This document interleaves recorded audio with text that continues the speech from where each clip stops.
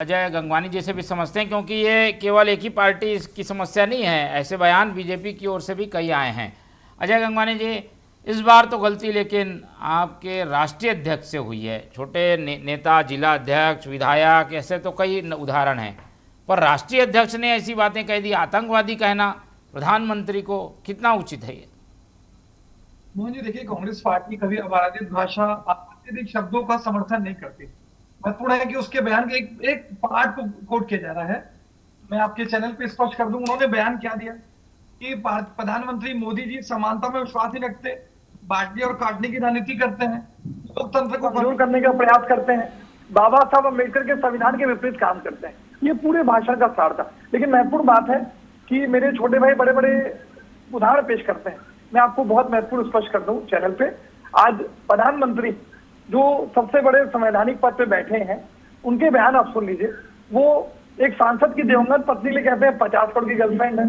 एक महिला सांसद को लोकतंत्र के मंदिर में कहते हैं सूर्पनखा है।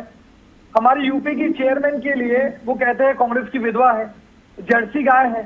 माननीय राहुल गांधी जी के लिए कहते हैं हाइब्रिड वो है। तो ये क्या शब्द प्रधानमंत्री की संवैधानिक पद की गरिमा के साथ है? क्या ये उचित लगता है उनको? दूसरी महत्वपूर्ण ताजा उदाहरण देख लीजिए।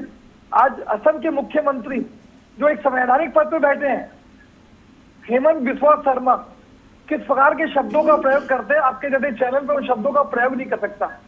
किसी पर्टिकुलर चैनल के डिबेट में बैठा था, वहां उनको बीप करना पड़ा क्योंकि वहां महिलाएं थी, छात्र थे। तो एक संवैधानिक पद पर बैठा मुख्यमंत्री इस प्रकार की भाषा का प्रयोग करता है जो एक सामान्य मंच में कभी सोचा नहीं जा सकता। तीसरी महत्वपूर्ण बात है, भाजपा के प्रवक्ता, ये भी छोटे भाई मेरे बैठे हैं निशिकांत पांडे जी, इन्हीं के जैसा एक प्रवक्ता प्रेम शुक्ल नेशनल लेवल की डिबेट में हमारे कांग्रेस के प्रवक्ता सुरेंद्र राजपूत को मां की गाली देता है, खोले आप।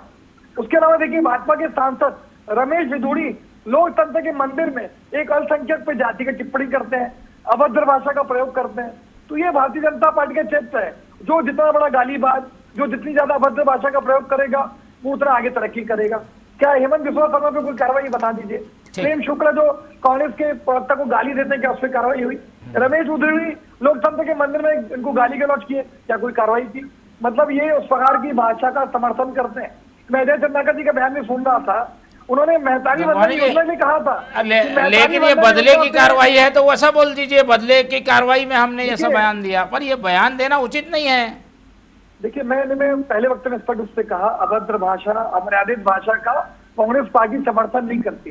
लेकिन पूरे भाषण को कोर्ट के बजाय उसके पर्टिकुलर उसको ये झूठ और भ्रम फैलाने का प्रयास कर रहे हैं, वो आपत्तिजनक। आखिरी महत्वपूर्ण बात मैं कह रहा हूँ, जब 2024 का लोकसभा चुनाव था, मटन, मछली, मुसलमान, ज्यादा बच्चे पैदा करने वाले भैंस खोलकर भाग जाएंगे, ऐसे बयान प्रधानमंत्री मोदी जी देते हैं और चुनाव में कोई कार्रवाई नहीं करता।